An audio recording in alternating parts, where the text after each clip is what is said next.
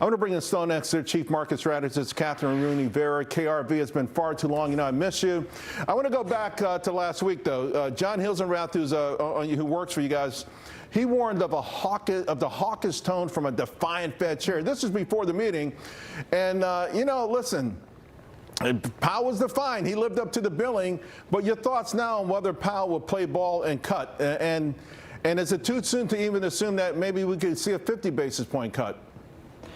Hi, Charles. Yes, and John does work on our team. I'm so happy to have him. And that former Fed whisperer does think that the Fed is defiant in its tone and has been in front of presidential pressure.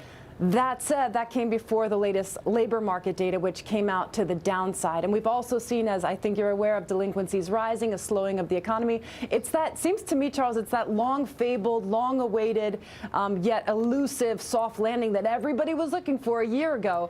But then we ended up having a no landing and the potential for overheating. Seems like, Charles, now we're in a sweet spot of inflation that is, yes, still sticky, still above the 2% target, which is what the Fed is going for, but unemployment that is moving higher and probably is going to end this year at 4.5%.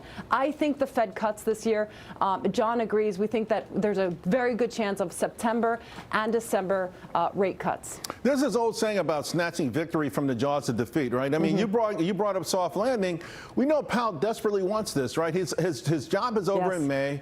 He's thinking about his legacy. He already has a transitory thing that's weighing on him.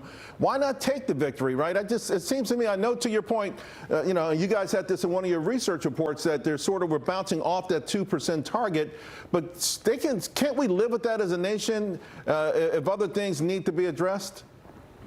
We can and we probably will. The truth is, and I think the FOMC is aware of this, which is the neutral rate, which is the rate of Fed funds needs to be to keep inflation within the band, is probably higher. So the Fed is wary of its dual mandate. It's inflation around 2% on average and unemployment. Right. So for us to see a 50 basis point cut, we probably have to get one more pretty bad jobs number and some worsening on that front.